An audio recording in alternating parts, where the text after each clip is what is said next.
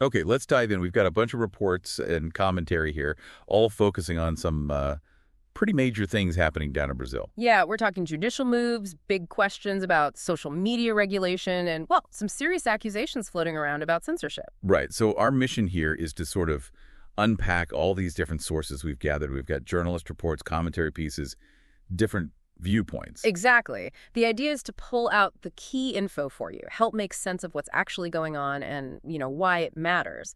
Not just in Brazil, maybe even more broadly. And it's worth saying up front, these sources aren't all singing from the same hymn sheet. Some of the material presents pretty strong opinions, criticisms baked right in. Definitely. It's a complicated situation, and the sources really reflect that debate and the complexity of it all. Okay, so where do we start?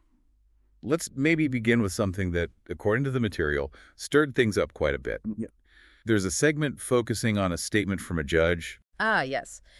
And this judge's view, as it's reported in this particular source, is basically that police violence is the main problem causing social unrest, not drug trafficking. Which immediately gets pushed back in the same source material. The commentary argues pretty forcefully against that. Right. It points to the real violence, the actual war between drug factions, saying that's the conflict. And this judge's view seems to kind of downplay it or miss it. And the source highlights the concern, that this kind of perspective is coming from someone in a position of authority, a judge. It's framed as a pretty controversial take that sparked a lot of reaction. Sets the stage for the tension, doesn't it? It absolutely does. Shows how identifying the root causes of these big societal issues is, well, really contested territory, especially when powerful figures weigh in, according to the source anyway. Okay, so moving on from that, let's shift focus to Brazil's Supreme Court, the STF. We've got reports specifically on them. Yeah, Daniela Lima's reporting, for instance, indicates the STF is gearing up to rule on cases linked to the Marco Civil Day internet. And the core issue, really, is an article in that law. For nearly 10 years, it's basically shielded social media platforms from being responsible for user content. The question now is that still working?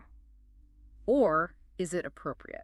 The reports detail a whole list of harmful content that's apparently part of these deliberations.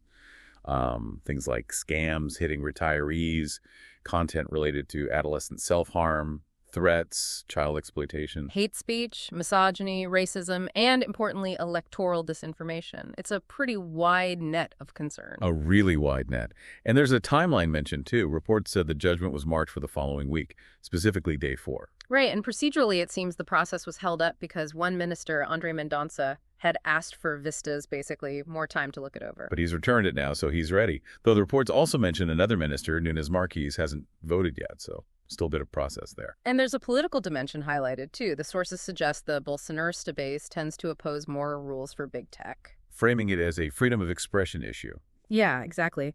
One commentary piece even draws a comparison to a statement Nicholas Ferreira made about the U.S. government checking foreigners' social media. Right, suggesting maybe some inconsistency there, depending on who's doing the regulating, is how the source presents that comparison anyway. So the STF apparently has a couple of ways this could go, according to the reports. One path is a full judgment from the whole court.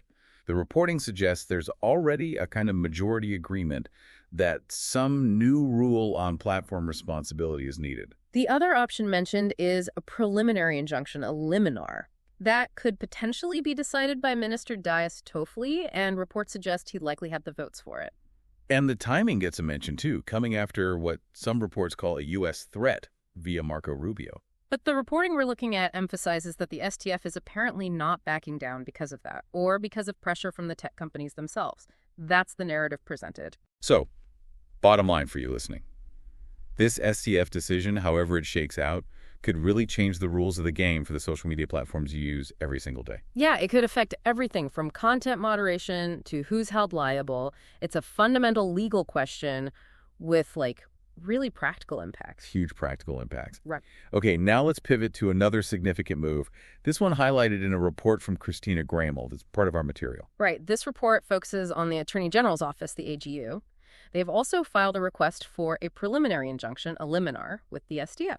And what's the goal of this request, according to the source? Well, as reported from the filing itself, the aim is to make digital platforms civilly and objectively responsible for the content they host. So Similar theme, different approach, maybe. And the AGU's request, as detailed in this report, it lists specific types of content too, right? Yes, it mentions frauds, racism, violence against women and children, incitement to suicide, misuse of AI, and again, specifically singles out electoral disinformation. Okay, and here's where this particular report offers a pretty strong interpretation. Yeah, the argument presented is that this AGU action is basically an attempt to do an end run around Congress. Because there's a similar bill, the one often called the censorship bill, or Peel de Censura, that's stuck in the legislature. Exactly. So this report frames the AGU's court filing as a way to achieve similar goals without needing a vote in Congress. The report also adds some other context to sort of bolster this interpretation. It mentions things like claims about government narrative control, John's trip to China. Concerns raised about data partnerships like IBGE and China, and even mentions meetings between the Brazilian and Chinese Supreme Courts. These are presented as part of a bigger picture in this specific report. And the report argues that while these might be the heavy arguments used publicly, the real cherry on top, as the source puts it, mentioned right in the AGU's liminer request, is tackling fake news for the elections, specifically looking ahead to 2026. And what does this report predict will happen if platforms are held liable this way? The prediction is stark.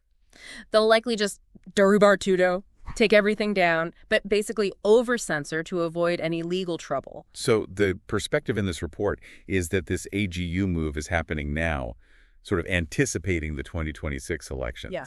It even suggests it might stem from a desperate situation, maybe linked to government popularity. And the ultimate concern raised in the source is that people could end up being silenced much sooner than we imagine through this judicial route.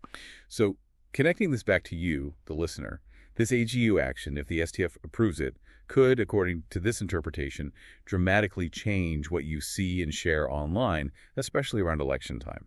It's framed here as a potential major shift in online information control. Right. It presents it as a very significant move with potential free speech implications. Okay, so we've got these different strands from the sources. Let's try and pull them together a bit. Yeah, what some of the material seems to do is connect these dots.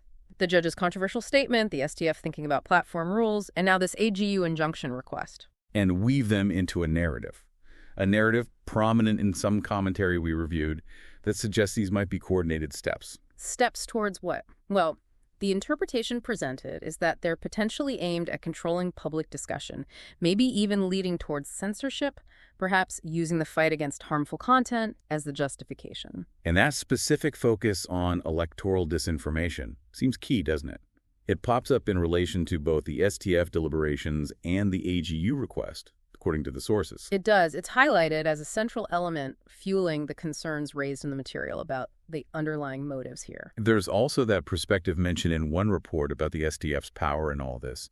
Almost like they're the ultimate arbiters, the gods deciding these things, as one source put it. So just based on the details and the interpretations laid out in the various reports and commentaries we've gone through, you're sort of left to weigh the implications of these linked events. So just to recap the ground we've covered from the source material, we saw that debate around a judge's view on violence causes. The big impending STF decision on platform liability, which could reshape the online world. And then the AGU's court request, which some sources interpret as bypassing Congress and really zoning in on election content. Right.